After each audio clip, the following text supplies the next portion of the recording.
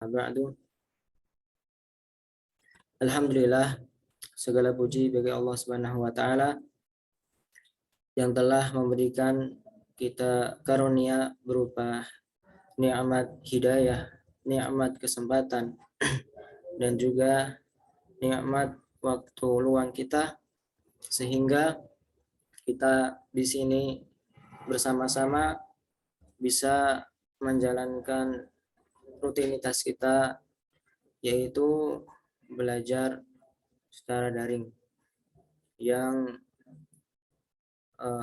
dengan materi kuliah materi tajwid. Kaifa halukum ya ikhwah wa akhwat? Alhamdulillah, ana bi khair. Wa kaifa halukum ya ustaz?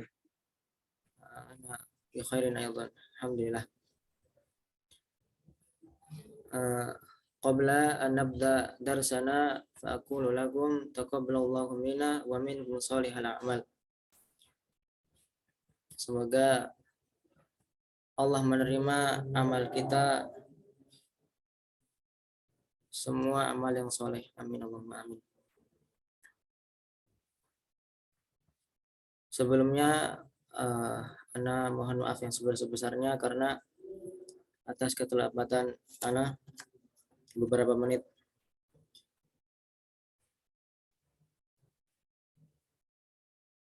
Kemarin itu sudah sampai mana ya materinya? Anak lupa.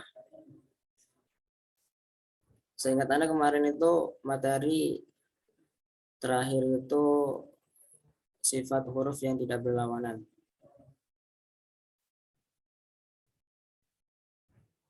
Alhamdulillah tidak terasa kita sudah masuk, bisa menyelesaikan makhraj dan sifat huruf. Nah, kemarin kita sudah ketahui bersama bahwasanya sifat huruf itu ada dua macam. Yang pertama adalah sifat huruf yang berlawanan, dan yang macam yang kedua adalah sifat huruf yang tidak berlawanan. Dan ini adalah hal yang harus kita pelajari, karena memang apabila kita salah dalam mengucapkan suatu huruf, itu bisa jatuh ke dalam lahan jali, terutama makhrajnya. Kalau sifat mungkin ada sebagian yang masih bisa ditolerir, yang tidak masuk ke dalam lahan jali. Seperti itu. Nah, kemarin kita bersama-sama sudah membahas tentang sifat huruf yang tidak berlawanan. Di antaranya yang pertama adalah shafir. Shafir itu kemarin kita sudah bahas bahwasanya shafir itu adalah tambahan suara huruf. Kalau di keterangan di buku sendiri, tajamnya suara karena ia keluar dari celah yang sempit antara ujung lidah dengan dua gigi seri atas dan bawah. Nah, karena shafir ini diduduki tiga huruf, yaitu sin, zai, dan shad, yang mana apabila kita ulas kembali bahwasanya sin, zai, dan shad itu makhrajnya adalah ujung lisan itu berada di dua gigi seri bagian bawah. Nah, oleh sebab itu ketika kita ingin mengucapkan tiga huruf ini, maka angin yang keluar ataupun udara yang keluar ataupun suara yang keluar itu akan menyempit antara ujung lidah dengan dua gigi seri bagian atas dan bawah. Oleh sebab itu menghasilkan sifat shafir, yaitu sifat tambahan. Kemana juga kita sudah mengulas beberapa pendapat ulama qura.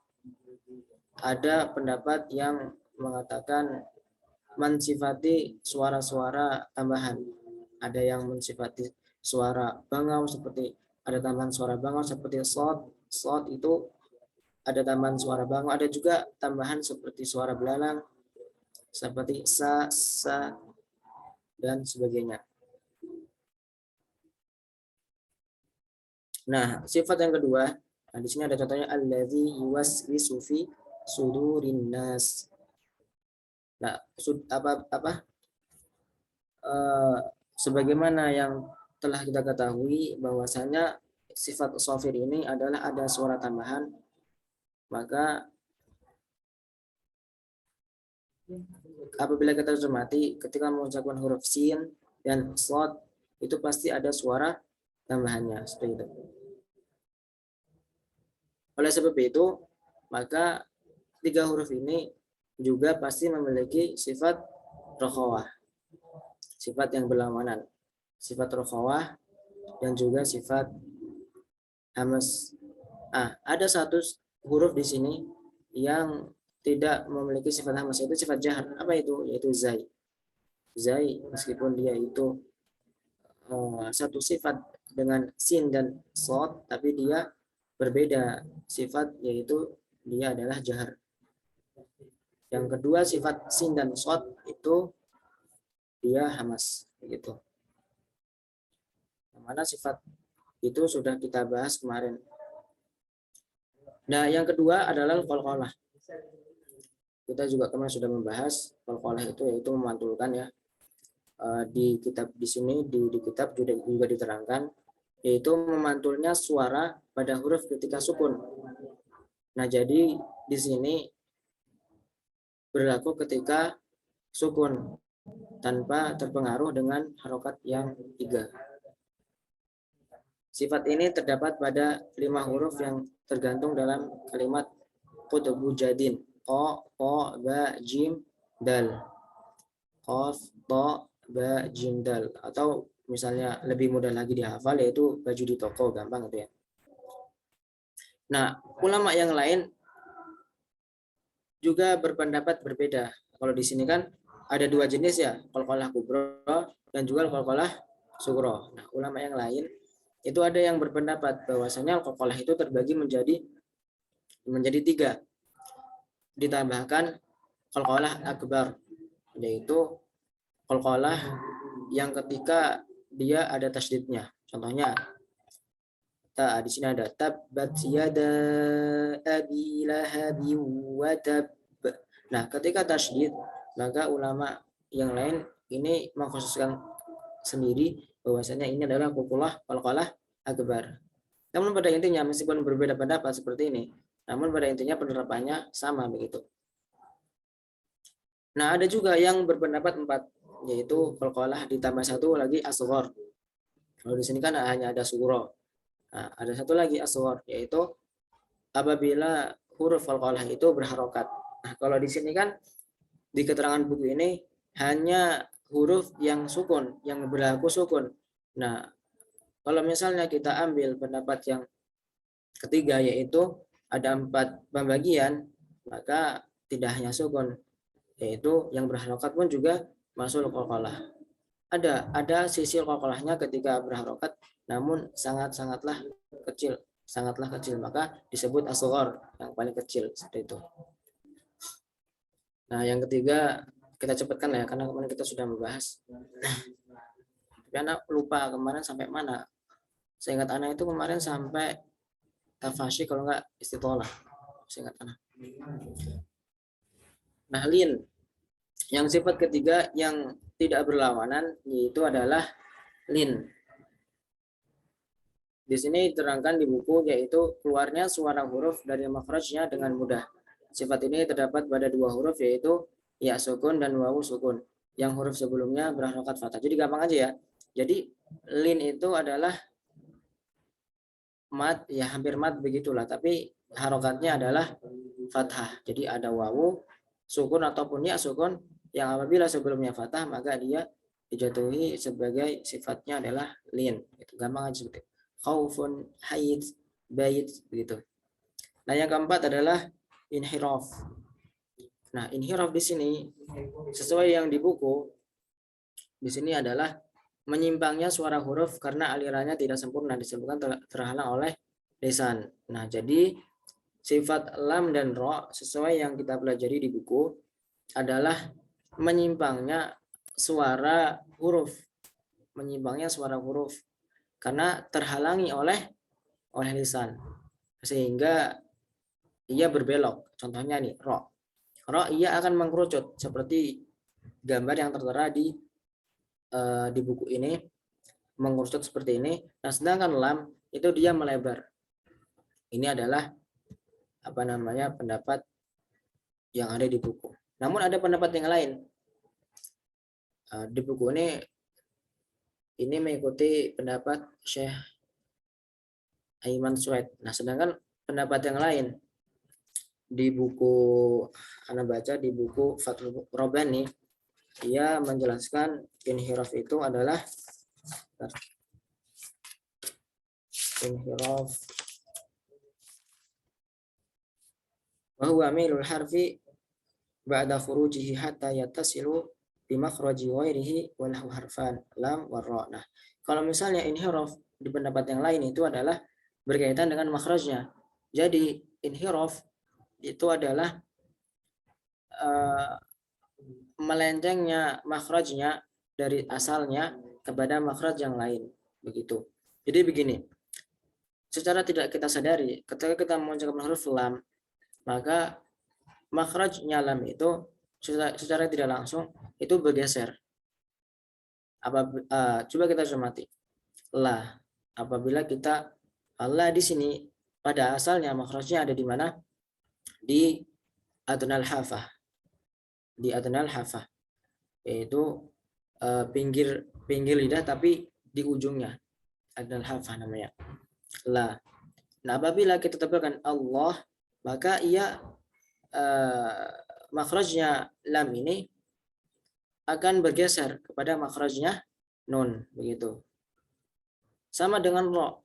Ro apabila kita baca tipis ri, maka secara tidak langsung itu makhrajnya akan membelok ke mendekati makhrajnya lam. Ini sudah menjadi fitrah ya. Maksudnya inhiraf ini apabila kita salah mengucapkan pun itu tidak merusak huruf gitu. Nah, ini seperti seolah-olah sudah menjadi hukum alam gitu. Kalau kita mengucapkan lam dan ro, pasti kita akan inhiraf gitu. Pasti huruf tersebut inhiraf begitu pengertiannya. Nah, yang kelima adalah takrir. Sesuai yang kita ketahui, secara bahasa pun sudah jelas ya, takrir itu adalah pengulangan begitu. Nah, sedangkan yang di buku adalah bergetar. Bergetarnya ujung lidah ketika pengucapan hurufnya dengan getaran yang halus disebabkan sempitnya makhraj. Sifat ini terdapat pada huruf ro. Nah, ro ini dikhususkan ada tambahan sifat takrir. Selain inhiraf juga memiliki sifat takrir.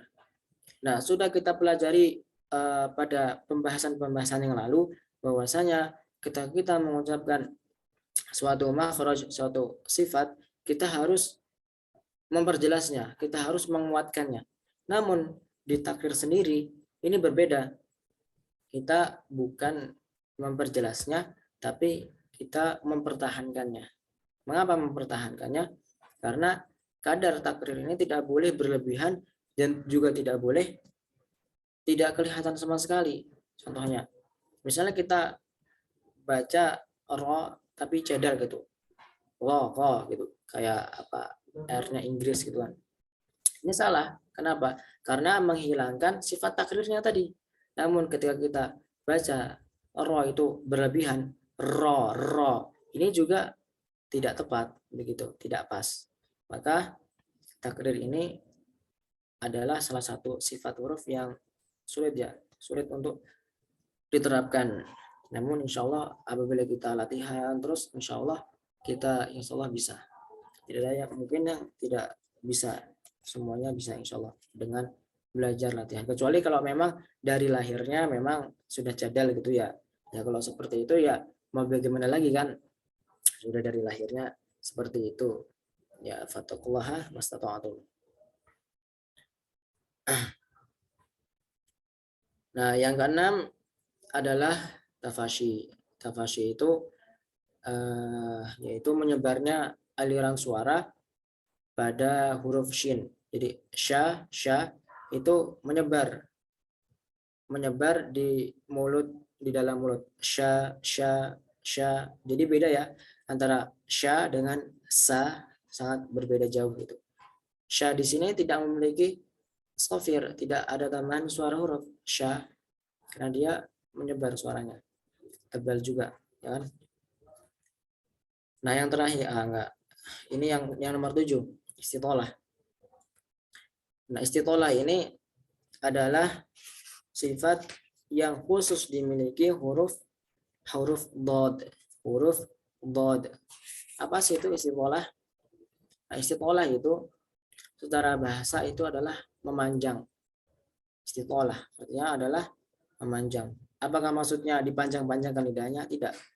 Maksudnya adalah bergeraknya lidah ke depan, gitu maksudnya. Sesuai dengan di buku di sini, yaitu bergeraknya lidah ke depan setelah tepi lidah menempel pada gigi geraham atas. Jadi begini, istitolah itu kan makhrajnya itu kan ada di hafatul lisan. Jadi misalnya ini lidah, mana sih ini lidah? Nah, gimana sih? Lidah, nah ini geraham, ini menempel di sini. Geraham bagian atas menempel begini. Ini sempurna. Apabila menempel seluruh hafatul lisan, menempel di pinggir lidah itu menempel gigi geraham bagian atas, maka ini dikatakan makhrajnya dot itu adalah sempurna. Namun sangat sulit sekali apabila kita langsung menempelkannya. Pasti ada prosesnya, tahapnya. Yaitu kita tempelkan terlebih dahulu pangkal hafahnya dulu, aqsal hafahnya dulu, menempelkan, baru mengikuti depannya. Jadi dari pangkalnya, pangkalnya dulu menempel di di geraham bagian atas, lalu menyusul adalah hafahnya menempel ke depan. Jadi secara tidak langsung lidah itu menjulur ke depan gini, begitu, bergerak ke depan, akhirnya menghasilkan sifat istitolah. Nah, sifat istitolah inilah yang menyebabkan huruf dot itu menghasilkan sifat rokhawah. Nah, makanya itu Imam Ibnu Jazari rahimahullah taala membedakan dot itu dengan dha dan da itu dengan adanya sifat istitolah. Apabila sifat istitolah pada dot ini dihilangkan, maka jelas ia akan menyerupai da dan dha. Maka dari itu sifat istitolah ini tidak boleh hilang dari hilang pada huruf dot sendiri.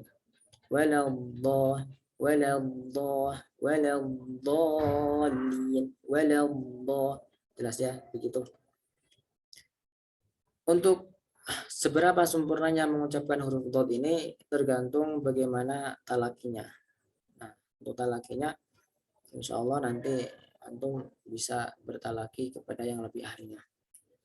Nah, kita di sini belajar teori.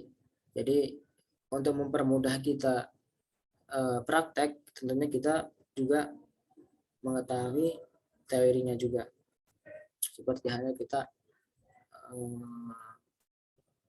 istilahnya nyetir mobil, tapi kita tahu teorinya, pasti akan lebih mudah nyetir mobilnya, seperti itu.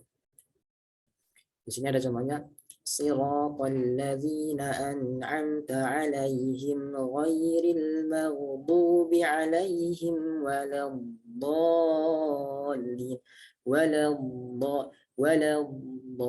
Jadi ada ayunan begitu, waladh, karena memang ada prosesnya, dan dari prosesnya tersebut menghasilkan sifat istitolah. Dari istitolah tersebut huruf dot ini keluarlah sifat rokhawahnya. Jadi sifat rokhawah harus dikeluarkan dengan adanya sifat istitolah, begitu. Apabila hanya rokhawah saja tanpa istitolah, maka ia menyerupai sifat dha, begitu, sifat dha.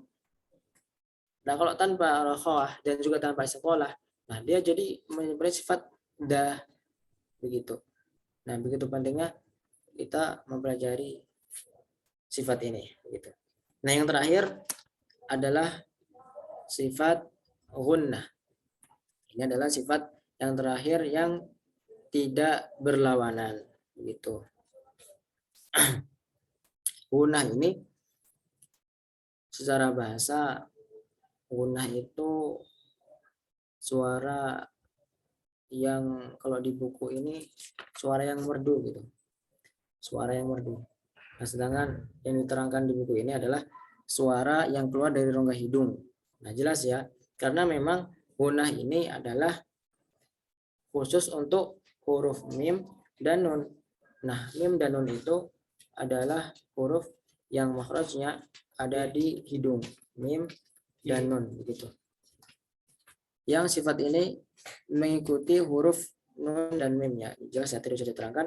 Yang dimaksud dalam bahasa ini adalah gunnah mutawalah, gunnah yang dipanjangkan pada tingkatan A dan B, bukan pokok gunnah yang ada pada huruf nun dan mim. Nah, jadi pembahasan di sini adalah tingkatan gunnahnya, bukan sifat mim dan nunnya sendiri, tapi tingkatan gunnahnya sendiri. Tingkatan gunnahnya seberapa kadar gunnahnya, sempurna atau tidak, akmal matakun atau akmal saja. Akmal matakun apalagi sini? Kamilah atau nakisah begitu. Di sini pembahasannya adalah tingkatan gunnahnya begitu. Nah, di sini ada pembagian atau tingkatan gunnah. Jadi yang pertama adalah paling sempurna atau bisa disebut akmal matakun. Nah, di sini kedudukan akmal matakun diduduki oleh huruf nun dan mim yang bertasydid. Begitu juga dengan huruf yang diidghamkan. Huruf yang diidghamkan contohnya ya huruf idgham seperti idgham yaunah, kan? Muhammadun, contohnya di situ ada Muhammadun mim. Itu akmal matakun. Jadi idghamnya itu gunnahnya itu sempurna begitu. Jadi kadar dengungnya itu dia sempurna. Amanna kam min fi'atin. Mim bertemu mim di sini jelas ya, ini idgham ya, idgham mimi. Idgham mimi. Maka akmal matakun itu diduduki oleh dua bagian. Yang pertama adalah nun dan mim yang bertasydid, dan yang kedua adalah hal yang diidghamkan. Semua yang diidghamkan masuk ke dalam akmal matakun. Khairayyarah katanya. Khairayyarah. Nah, itu ambil gunah juga masuk. Dan mim bertemu ya, itu kan ambil gunah. Mi wali wala waq. Ini juga nun bertemu waw. Itu juga masuk ke dalam akmal matakun. Nah, tingkatan yang kedua adalah kamilah, yang sempurna. Jadi tadi yang paling sempurna, bawahnya selagi itu sempurna saja. Nah, ini diduduki oleh ikhfa, huruf ikhfa. Jadi nun bertasydid atau mim yang bertasydid, apabila ia kedudukannya adalah ikhfa, maka dia adalah kamilah, sempurna. Gunnahnya adalah sempurna. Contohnya, nun sukun bertemu dengan ta, anta misalnya. Contohnya, di sini wala man sabara. Nun bertemu sad itu adalah ikhfa. Namun idghamnya itu kedudukannya di bawah akmal matakun, di bawah gunnah, dan juga di bawah idgham, seperti itu. Mansura. Nah, ini juga idghamnya di bawah akmal matakun. Jadi tadi yang pertama akmal matakun itu ada dua. Yang pertama adalah gunnah, yaitu nun dan mim yang bertasydid.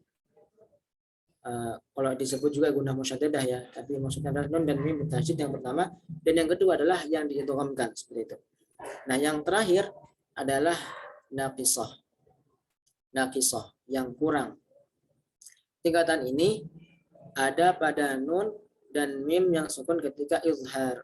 Nah, di sini tingkatan idghamnya kadarnya kurang. Jadi seolah-olah ya tidak ada dengungan. Namun kita juga harus menerapkan sifat mim dan nun sesuai dengan sifatnya.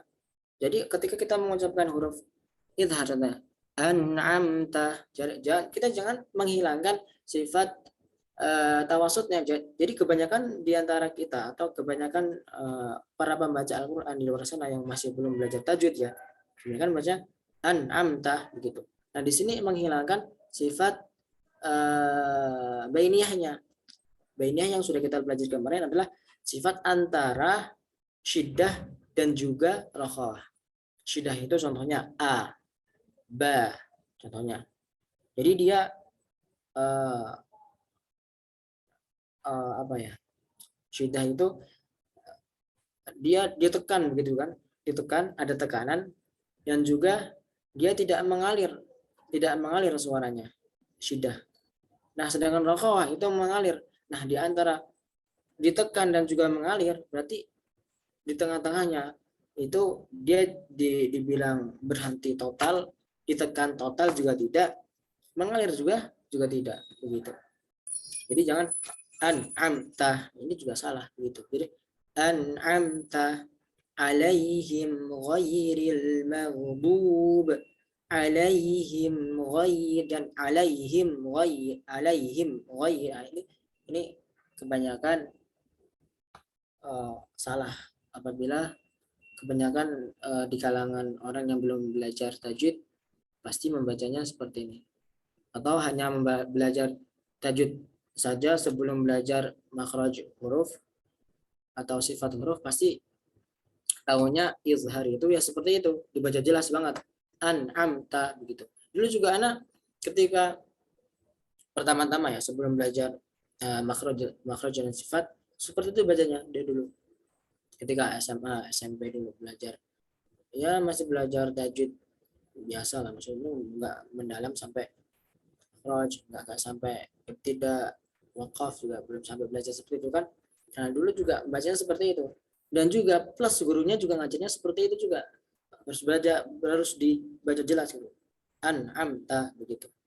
Padahal yang benar adalah harus memenuhi hak dan mustahak hurufnya, yaitu an'amta begitu, alaihim ghairil, nah itu ghairil maghdubi gitu.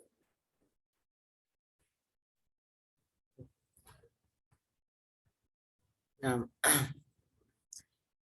butuh kebiasaan ya.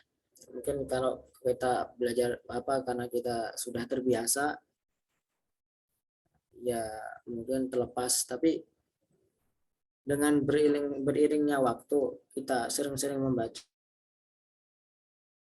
Quran, terus memperhatikan tajwidnya, itu insya Allah bisa gitu, insya Allah. Lagi kalau misalnya penghafal Quran ya, penghafal Quran itu kalau sudah menghafalnya itu salah, pasti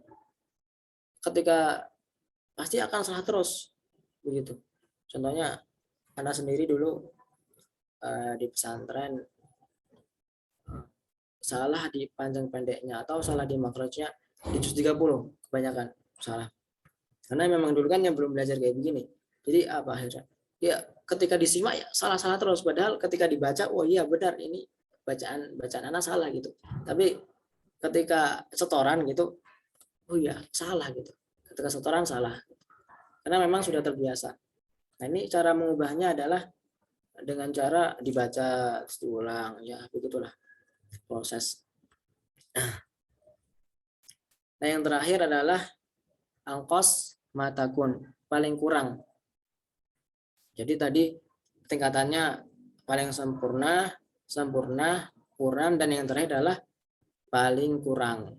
Di sini adalah mim dan nun yang berharokat begitu. Nah, biasalah nahnu, namaliku, Ya, seperti halnya kita membaca nun dan ma, kita memberikan sifat huruf dan makhrajnya yang benar seperti itu. Tapi kadar gunanya juga dia sangat kurang banget, bahkan tidak ada.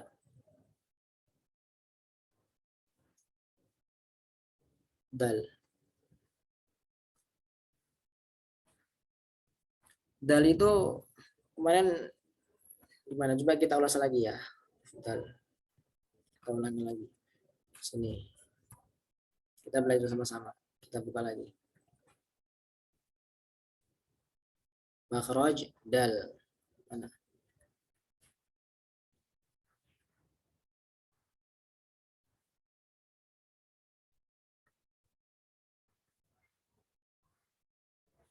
Dal itu kan di lisan. Lisan itu terbagi menjadi 10. Nah, dal ini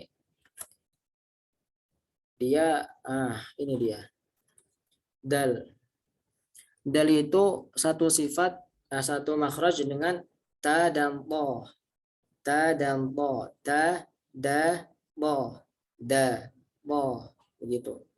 Yang membedakan antara tiga ini adalah kalau da itu kan apa namanya, dia ini sifatnya itu kan jahar.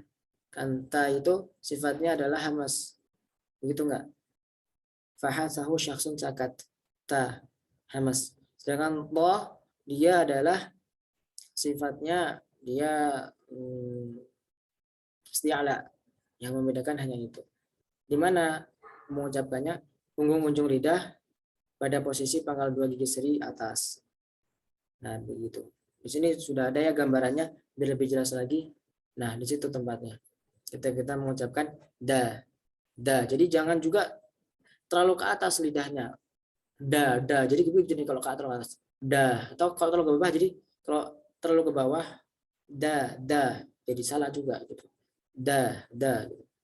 Da, ta, to itu makhrajnya satu. Namun yang membedakan adalah sifatnya begitu.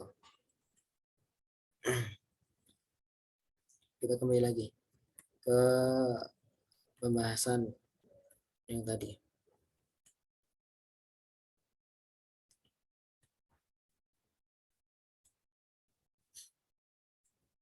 Nah, sampai sini ada yang bertanya, silakan, tentang sifat huruf yang tidak berlawanan, atau bertanya tentang apa, terserah, silakan.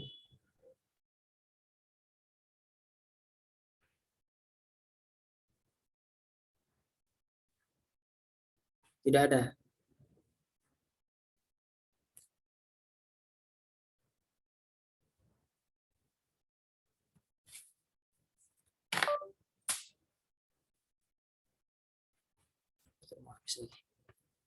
Jika tidak ada, kita lanjutkan.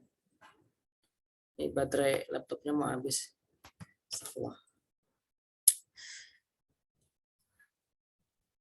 Kita lanjutkan di pembahasan hukum nun sukun dan tanwin. Kalau nun sukun jelas ya, kita tahu ya.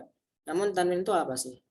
Tanwin itu kalau di nahwu, kalau Anda belajar di nahwu itu adalah nun sukun di akhir kata yang tidak ditulis begitu. Nun sukun yang di akhir kata yang tidak ditulis. Jadi dia menyerupai nun sukun di akhir kata begitu. Makanya tanwin ini digandengkan juga dengan nun sukun. Artinya tanwin juga memiliki hak seperti nun sukun begitu.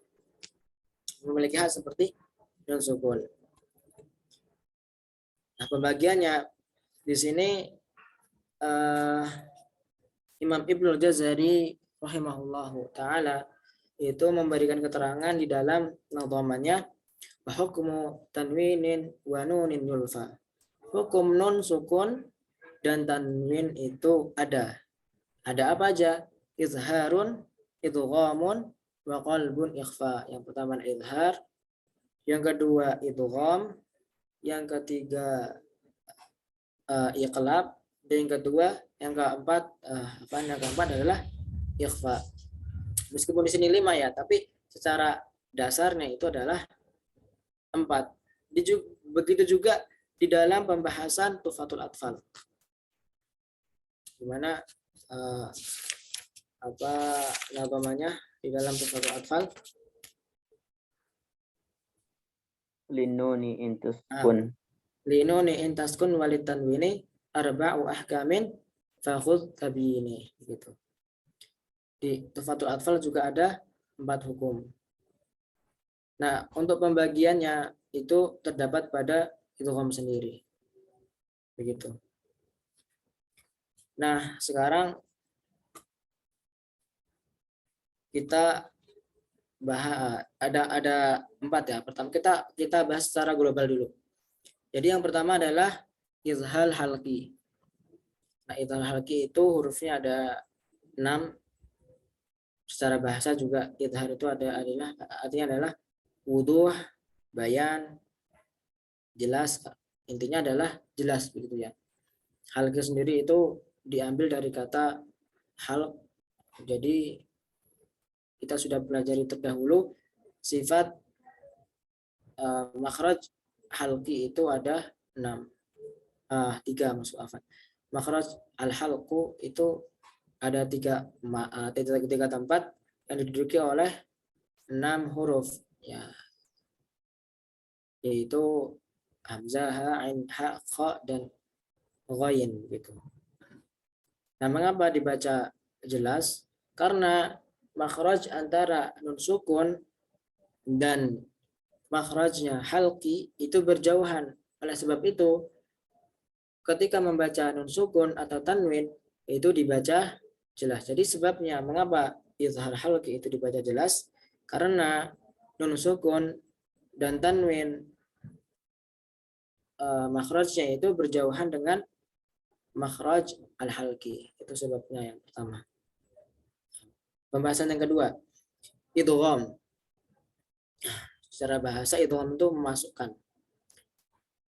Kita bahas secara global dulu aja. Nah, di sini idgham itu terbagi menjadi 2. Secara cara gunahnya ya, dari segi gunahnya, segi dengungnya itu ada 2. Ada yang didengungkan, ada juga yang tidak didengungkan. Idgham bi gunah dan juga idgham bila gunah. Kalau misalnya kita kumpulkan hurufnya kedua sifat ya, kedua hukum tajwid ini, maka berkumpul pada lafaz yarmiluna gitu ya. Yarmiluna ada 6 huruf. Yang 4-nya itu adalah idgham bi gunah dan yang 2-nya adalah idgham bila gunah. Kalau idgham bi gunah itu berkumpul pada lafaz yanmu, sedangkan idgham bi gunah lam dan ra begitu. Lam dan ra. Mudah. Insyaallah mudah. Dari ini insyaallah sudah dipelajari sejak kita TPA juga sudah dipelajari ya. Mungkin antum-antum juga yang dulu belajar TPA pasti diajari ini. Yang membedakan adalah ketika TPA mungkin tidak diajari apa itu shafir, tidak diajari apa itu qalqalah, inhiraf itu apa, tidak diajari. Karena memang pembahasan makhraj dan sifat itu berat bagi anak-anak, susah pahamnya. Namun ya masya Allah, kalau antum ketahui ya Fathur Rabbani ini, kita Fathur Rabbani dulu anak belajar Fathur Rabbani itu ketika kelas 1 SMA, 1 SMA di mana belajar itu untuk semua kalangan, untuk orang tua bisa, untuk anak-anak juga bisa. Bahkan syekhnya itu dari Mesir. Nah, itu memberikan video ngajar beliau bersama anak-anak gitu. Anak-anaknya macam, bukan hanya orang Arab aja, ada juga orang yang ajami gitu ya. Itu juga belajar gitu. Jadi metodenya tahaji. Kalau tahaji tahu kan metode zaman dulu gitu. Ketika dulu anak pas pertama belajar Quran juga gitu. belajar tahajud itu belajar dieja gitu loh. Misalnya alif fathah a gitu, ba kasroh bi gitu. Tapi kalau tahajud secara detail kan enggak paling gitu kan. Tapi kalau tahajud yang diterapkan di kitab yang pernah dipelajari dulu itu tahajudnya memang benar-benar detail gitu. Misalnya kayak apa ya, misalnya anak-anak juga lupa cara tahajudnya.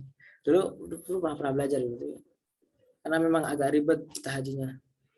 Ya, hukum-hukumnya itu juga dibacakan, misalnya kayak mat wajib dibacakan itu, mat wajib didetailkan dibaca.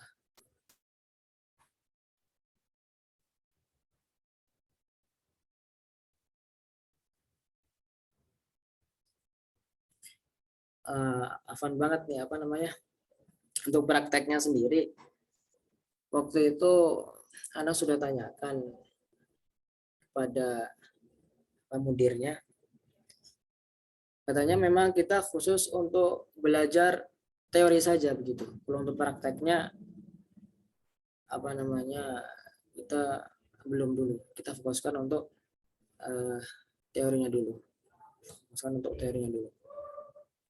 Kalau untuk prakteknya sendiri anak jujur anak juga masih belajar kalau untuk prakteknya, anak juga belum dapat sanad kan, jadi takutnya anak nanti ngajari antum malah anak juga salah. Bukan, mungkin di sini ada yang lebih pintar daripada anak, ya kan, cara belajar cara bacanya mungkin lebih pintar daripada anak, meskipun secara teori mungkin lebih tahu anak kan, tapi mungkin secara praktek lebih jago kan, nggak tahu.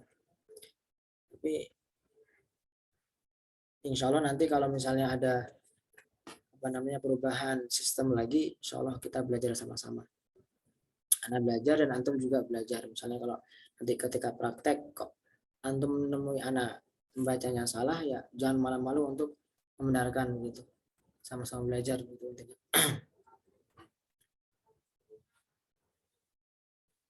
Nah, itu tadi apa namanya? Sampai mana tadi? Itu kan bigunah ya, itu bigunah dan juga itu kan bila gunah. Nah, itu bila gunah itu yang dia kebalikan dengan itu bigunah gitu. Kalau itu bila gunah itu tidak berdengung, dan itu bigunah itu berdengung. Itu aja bedanya. Itu aja bedanya. Dan itu kaum ini berlaku ketika ia menjadi dua kalimat. Jadi tidak berlaku ketika menjadi satu kalimat. Karena ketika menjadi satu kalimat, ia berubah hukumnya menjadi izhar, menjadi jelas gitu.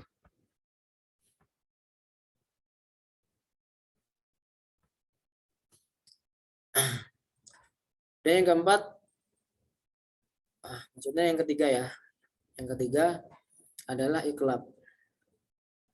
Kita runutkan saja ya. Yang satu izhar, yang kedua idgham, yang ketiga iqlab, yang keempat adalah ikhfa gitu. Yang ketiga adalah iqlab. Iqlab ini juga meskipun dia dipisahkan antara ikhfa, namun iqlab sendiri itu memiliki sisi ikhfa-nya sendiri. Memiliki sisi ikhfa. Begitu. Ada dua cara membaca iqlab sendiri.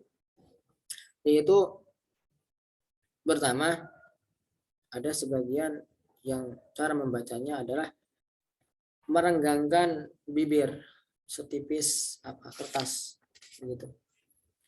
Dan yang kedua ya sama merekatkan saja. Namun tahwil, mengubah gitu. Mengubah dari nun sukun dan tanwin menjadi huruf mim. Begitu. Disertai dengan gunnah. Intinya seperti itu.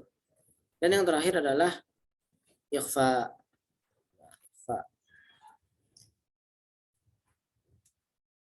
Nanti penjelasannya insya Allah nanti akan kita jelaskan. Kita jelaskan secara global dulu saja. Nah, ikhfa ini adalah nun sukun dan tanwin ketika bertemu dengan sisanya huruf, gampangnya begitu ya, biar kita nggak usah capek-capek ngafal 15 itu kan banyak ya, jadi nggak usah capek-capek ngafal, sisanya dari huruf yang sebelumnya.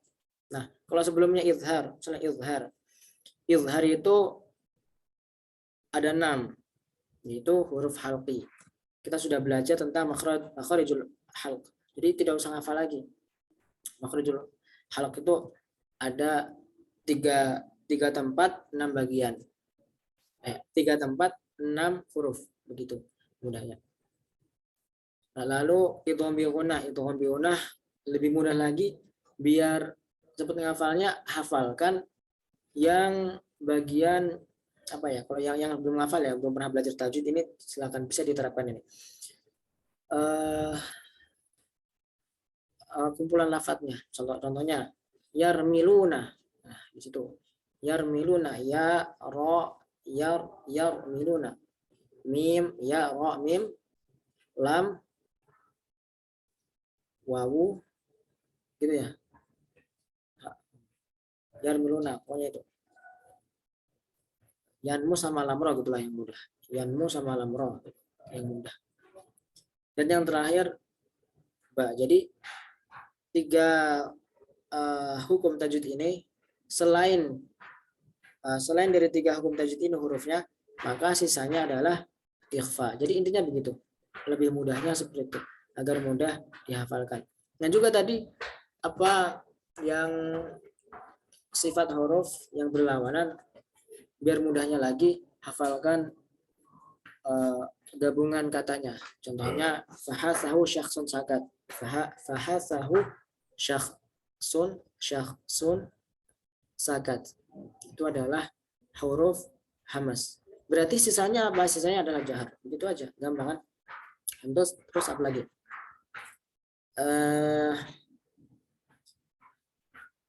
Untuk syidahnya itu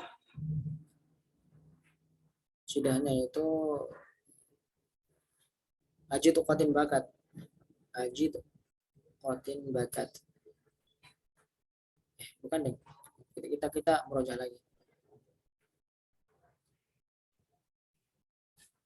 Kalau dihafalkan begitu ini ya.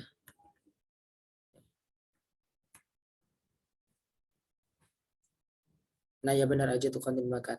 Nah, aji tuqatin bakat itu adalah sifat syidahnya, benar-benar sih. Terus untuk bainiyahnya lina Umar, gampangnya gitu aja. Gampangnya seperti itu. Untuk ngafal apa namanya yang huruf-huruf seperti itu, gitu ngafalnya caranya. Biar nggak pusing.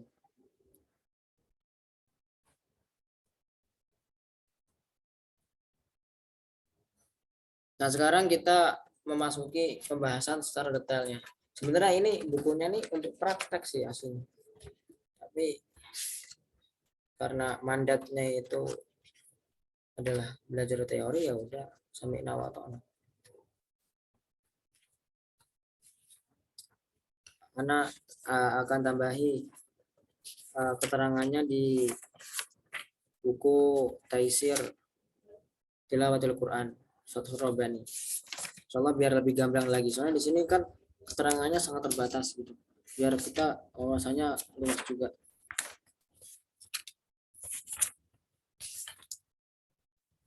Ithar halqi. Ithar halqi itu teman-teman sekalian, bahwasanya ithar halqi secara bahasa, ithar sendiri itu secara bahasa adalah al-kashfu wal wuduhu wal bainu. Sudah kita jelaskan tadi ya. Al-kashfu itu tersingkap. Jadi sesuatu hal yang tersingkap itu akan kelihatan jelas gitu. Wuduh juga sama jelas, bayan juga sama jelas juga. Meskipun wuduh sama bayan itu kalau diartikan terjemahkan ke Indonesia itu artinya sama, namun pada hakikatnya ini memiliki perbedaan begitu. Jadi karena memang bahasa Indonesia itu terlalu sedikit ya, terlalu kurang. Jadi untuk mengartikan sendiri agak susah. Wuduh sama bayan yang sama gitu kalau diartikan Indonesia. Meskipun pada hakikatnya ya berbeda gitu. Pada hakikatnya wuduh sama bayan itu ya memiliki perbedaan. Bahkan kalau kita belajar lagi bahasa Indonesia, pasti ada kata-kata serapan. Artinya bahasa kita sendiri aja itu mengambil dari bahasa orang gitu loh. Mengambil dari bahasa negara lain gitu. Dari bahasa Arab, misalnya kursi kan dari bahasa Arab, banyak lagi.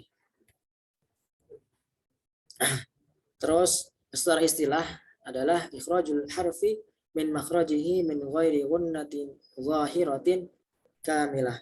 Nah, istilah mengeluarkan huruf, keluarnya huruf dari makhrajnya min ghairi gunnatin, tanpa adanya dengung secara jelas, yaitu secara sempurna. Jadi makhrajnya apa ini idhar?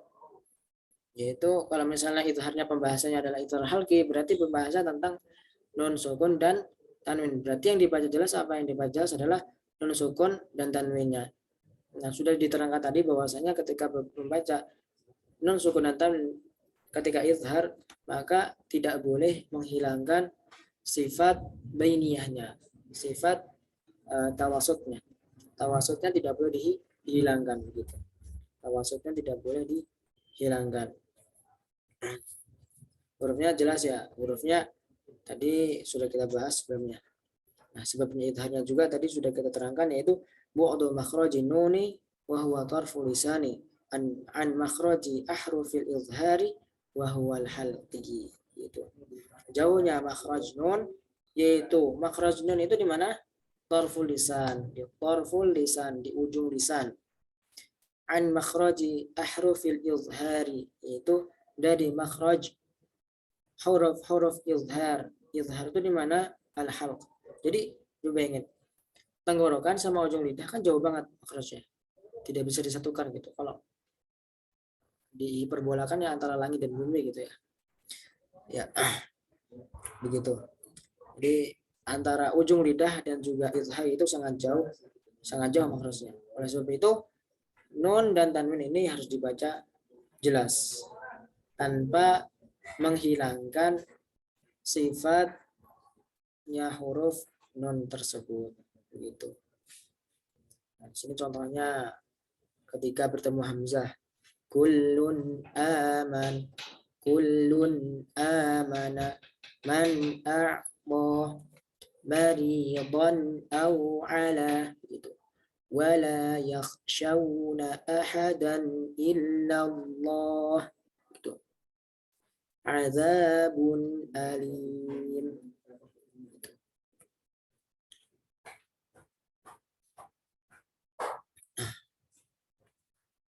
Dan seterusnya. Ini contoh-contohnya. Bisa antum baca sendiri, bisa antum baca, atau cara yang talaki lebih enak itu sebenarnya bisa mandiri sih sebenarnya, tapi lebih enak ya sama itu, sama langsung sama guru gitu, sama gurunya. Itu bisa dengar murotal, tapi murotalnya yang itu, murotal yang memang terrekomendasi gitu, yang sudah mujawad, yang sudah bertajwid. Murotal apa ya? Musyair wasit juga bisa. Musyair wasit tuh Syekh Husori. Syekh Husori. Syekh Husori juga bisa. Syekh Aiman ya. Ya, Syekh Aiman. Syekh Huzaifi. Insyaallah antum hafal. Pernah mondok dulu, Ustaz. Mondok tahfiz dulu. Masya Allah. Mana di mana? Dulu di Bandung, Ustaz.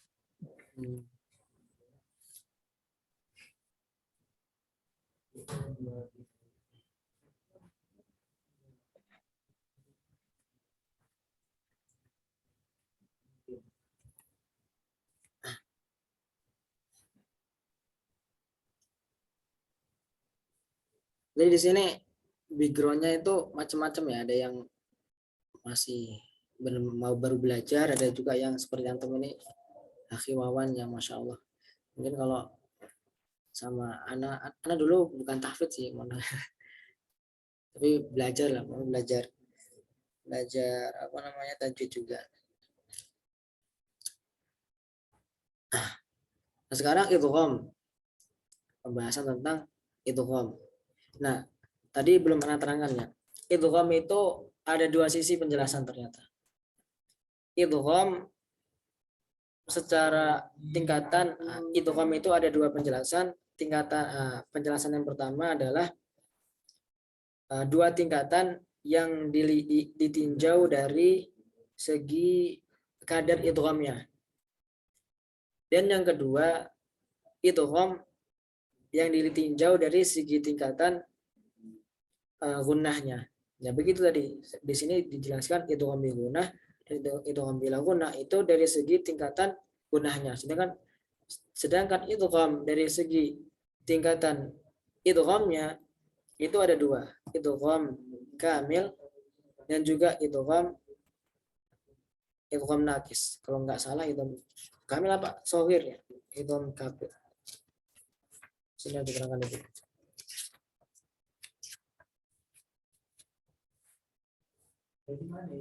Nah di sini. Ta'rifatun nuni atau tatabi'ul harakataini fi tanwini hakata. Ma tadil harfil mudghami fi yadullu 'ala al-idghami kamil, idgham kamil benar. Idgham kamil dan juga idgham naqis. Benar, idgham kamil dan juga idgham naqis. Nah, kita akan istilahnya membuka lagi, memperinci lagi. Idgham itu secara bahasa itu al-idkhal, memasukkan. Jadi memasukkan huruf yang pertama kepada huruf yang kedua. Nah, secara istilah adalah idkhalu harfi sakinin fi harfin mutaharrikin. Ulangin, idkhalu harfin sakinin fi harfin mutaharrikin bihaitsu yasirul harfani kal harfi tsani musyaddadan. Dia kalau yang sudah mondok pasti paham. Masuknya huruf yang sukun, yaitu non sukun dan tanwin gitu ya. Atau huruf apa saja. Masalahnya idgham ini pembahasannya bukan hanya non sukun dan tanwin. Mim sukun juga masuk, ada juga idgham kan. Apalagi idgham mutajanisain, idgham mutamatsilain, idgham mutaqarribain juga ada pembahasan. Jadi idgham ini bukan hanya pembahasan tentang non sukun dan tanwin. Makanya di sini dijelaskan idkhalu harfin sakinin fi harfin mutaharrikin. Itu masuknya huruf yang sukun kepada huruf yang berharokat gitu. Bihaitsu yasirul harfani kal harfi tsani musyaddadan. Yang mana kedua huruf tersebut itu menjadi huruf yang kedua. Maksudnya adalah misalnya dua huruf bertemu. Yang pertama sukun, yang kedua berharokat. Maka kedua huruf tersebut itu menjadi huruf yang kedua dengan keadaan bertasydid begitu. Contohnya ya lebih mudah lagi nih. Jidaroy yuri, jidaroy yuridu. Jidaroy, tanwin itu masuk seperti non sukun kan, non sukun diakhirkan begitu kan. Jadi makanya tanwin itu disandingkan dengan non sukun begitu. Ada ro yang tanwin setelahnya ya. Nah, kedua huruf tersebut ro dan ya itu seolah-olah menjadi ya, makanya jidaroi begitu. Tanwinnya maksudnya, suara tanwinnya, nonnya di situ, suara nonnya di situ menjadi satu gitu, menjadi satu pada huruf yang kedua yaitu ya-nya. Kemudahannya seperti itu. Ini baterainya udah mau habis juga dan juga sudah 9:11, jadi kita cukupkan dulu ya sampai sini. Insya Allah pekan depan kita akan melanjutkan pembahasan tentang idgham bil gunnah. Ana sendiri sangat merasa senang apabila teman-teman di sini yang dulunya pernah pesantren atau mondok, apabila menemui keterangan Ana yang salah begitu, asalnya untuk dikritik gitu. Agar supaya apa ya? Untuk meningkatkan kualitas ana dalam menyampaikan gitu. Itu saja. Mungkin cukup sekian. Ada pertanyaan sampai di sini? Silakan. Kalau tidak ada, kita cukupkan sampai di sini. Kita tutup dengan doa kafaratul majlis. Subhanakallahumma wa bihamdika asyhadu an la ilaha illa anta astaghfiruka wa atubu ilaik. Wassalamualaikum warahmatullahi wabarakatuh. Waalaikumsalam warahmatullahi wabarakatuh.